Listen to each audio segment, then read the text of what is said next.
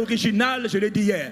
Le modèle original est révélé dans Matthieu 6, versets 9 à 10. Voilà comment vous devez prier.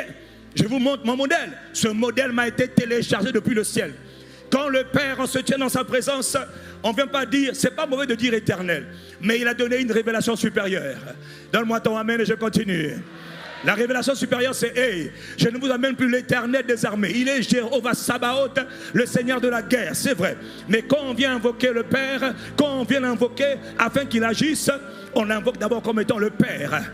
Quand on place des requêtes, on invoque le Père. Le Père est un roi, le Père aussi un juge, mais il est d'abord Père. Mais après, quand je me tiens devant le Père, je dis, bon Père, je te laisse d'abord, mais moi j'invoque le juge que tu es. J'invoque le juge suprême de la terre. Toi dont Abraham avait dit, oh, vas-tu traiter le méchant comme le juste? Loin de toi cette manière de faire. Loin de toi, ô Éternel. Tu es mon Père, mais je me tiens devant le trône de la grâce. J'invoque le Dieu de justice. Donne-moi ton Amen.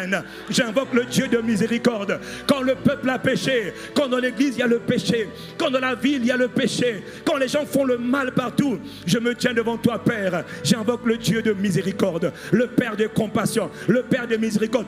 C'est à cause de nos péchés que tu as livré Jésus. Ne punis pas la ville, ne punis pas les familles, ne punis pas le peuple. Seigneur, pardonne-le. Le pécheur va pécher, mais c'est parce que nous sommes pécheurs que nous péchons. Mais le sang de Jésus a été versé. Pourquoi alors? Pour les péchés.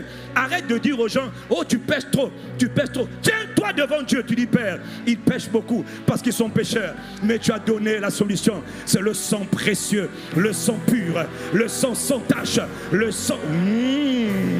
Que ceux qui aiment Jésus et son sang précieux, et donne un bon amen ici. Quel est le fardeau premier de Jésus? Il dit, Père, je reconnais ton cœur. Le modèle du ciel, c'est que Dieu a créé les cieux et la terre. Et dans ces cieux et la terre là qu'il a créé, je vous dis, un chef d'État sur la terre veut que son nom soit connu dans le pays. Dis Amen. Est-ce qu'on est d'accord? Même le chef du village, il veut que quand tu rentres dans son village là, tu dois savoir qu'il y a Azamo Kondi à village. Il faut que tu saches que c'est le chef du village. Ah, mais dis Amen, non? Ça, c'est le villageois. Même le chef de famille, quand tu rentres dans la maison de tri, il y a quand même un chef. Tu ne peux pas faire ce que tu veux. Il faut respecter les règles de la famille. Dieu, quand tu rentres dans le monde des mortels, il faut qu'on sache que lui, il est Dieu. Mais le fait, c'est que les gens ne savent pas. Ils ont été aveuglés par le péché. Donc, il faut rétablir l'ordre divin. Il faut rétablir les priorités de Dieu. Voilà pourquoi la première chose que Dieu veut, c'est son nom à lui. Ce n'est pas toi, c'est lui d'abord. Quand tu veux prier, comprends d'abord ça.